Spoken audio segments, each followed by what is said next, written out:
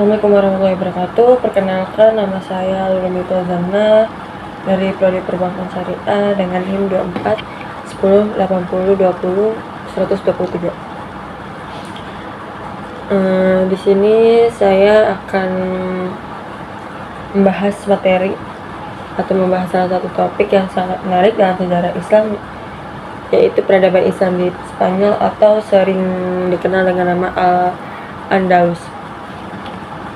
Ketika kita bicara tentang kejayaan Islam, banyak yang langsung teringat dengan Baghdad, Mekah, atau Madinah. Namun sebenarnya ada salah satu wilayah di Eropa yang juga menjadi saksi betapa majunya peradaban Islam, yaitu di Spanyol. Peradaban Islam di Spanyol bukan hanya dikenal karena penaklukannya, tetapi juga karena keberhasilannya membangun pusat ilmu pengetahuan, seni, dan budaya yang sangat berpengaruh bagi dunia barat.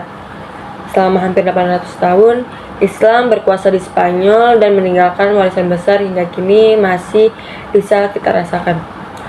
Sejarah masuknya Islam ke Spanyol dimulai pada masa pemerintahan Khalifah Al-Walid bin Abdul Malik dari dinasti Umayyah sekitar 711 Masehi.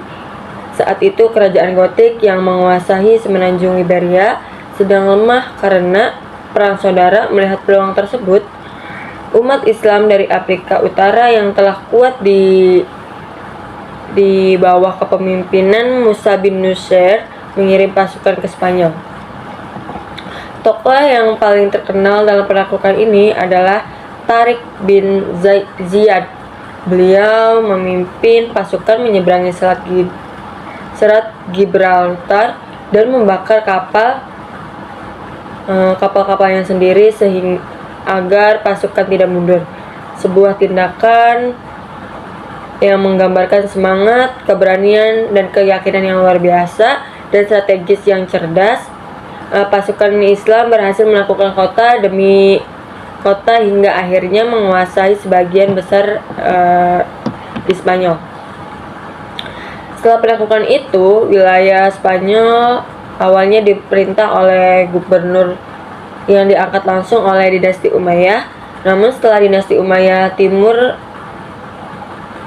di timur jatuh, muncul seorang tokoh penting bernama Abdul Ar-Rahman Al-Dakhil. Beliau adalah keturunan keluarga Umayyah yang melarikan diri dari kekacauan politik di timur dan akhirnya mendirikan dinasti Umayyah di Spanyol pada tahun 755 Masehi. Nah, dari sinilah peradaban Islam di Spanyol benar-benar berkembang pesat. Abdul Ar-Rahman Al-Dakhil membangun kota Cordova sebagai pusat pemerintahan dan ilmu pengetahuan.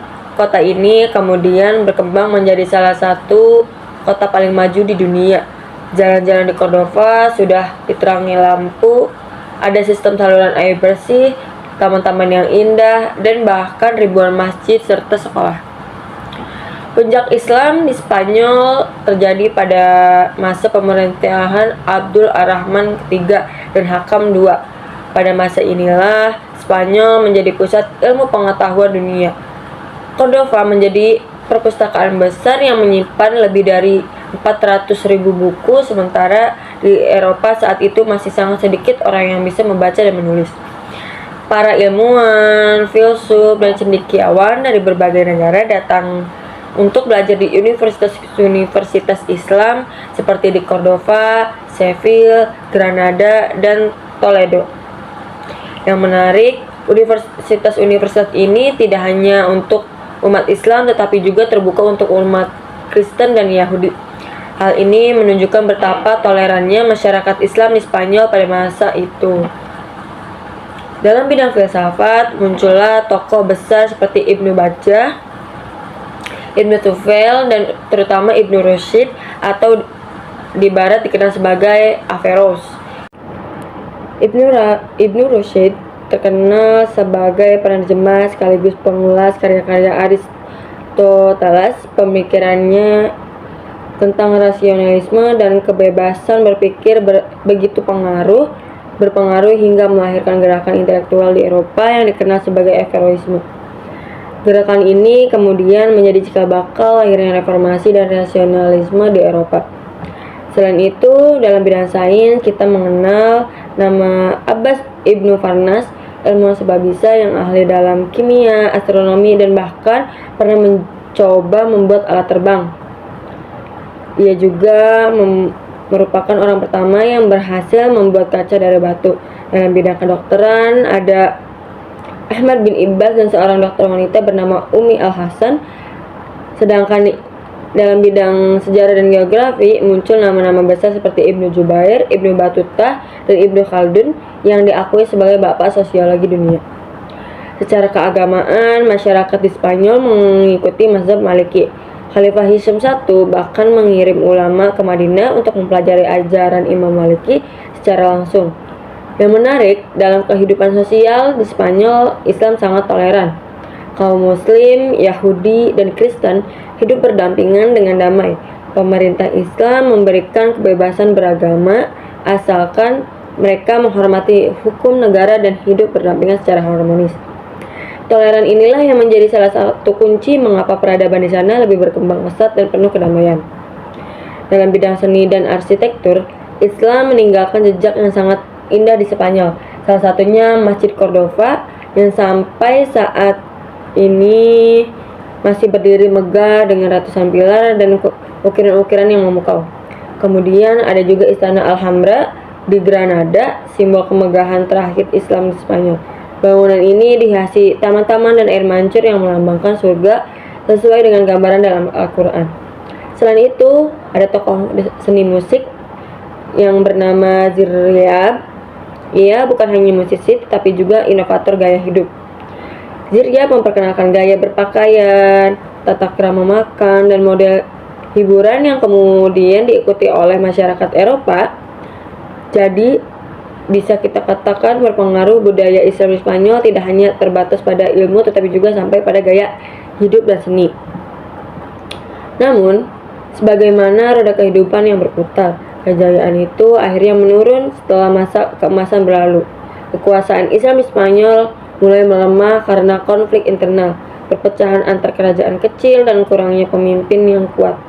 Muncul kerajaan-kerajaan kecil yang disebut Muluk Al-Tawaib yang saling berebut kekuasaan. Sementara itu kerajaan-kerajaan Kristen di utara terus memperluas wilayahnya.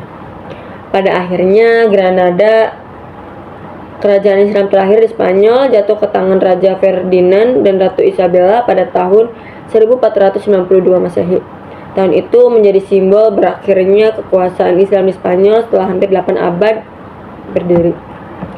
Meskipun kekuasaannya berakhir, pengaruh Islam di Spanyol justru terus hidup. Mahasiswa-mahasiswa Kristen yang belajar di Universitas Islam membawa pulang ilmu pengetahuan ke negerinya.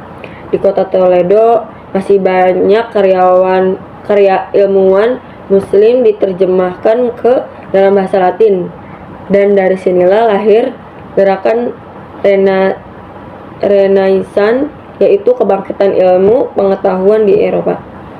Bisa kita katakan di Eropa modern berhutang besar pada peradaban Islam Spanyol, karena dari sinilah mereka mengenal sains, kedokteran, matematika, filsafat, dan seni yang kemudian menjadi fondasi dunia modern.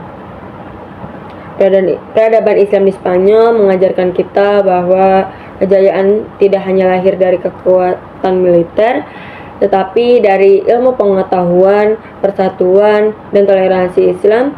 Tidak hanya datang untuk menguasai, tetapi untuk mencerdaskan dan memanusiakan manusia. Dari Al-Andalus kita belajar bahwa ketika ilmu, iman, dan keadilan berjalan bersama, maka lahirlah peradaban yang membawa kita cahaya bagi dunia. Semoga kisah ini menjadi inspirasi bagi kita semua bahwa membangun peradaban dimulai dari kita sendiri dengan semangat belajar, menghadapi perbedaan, dan mencintai ilmu. Wassalamualaikum warahmatullahi wabarakatuh.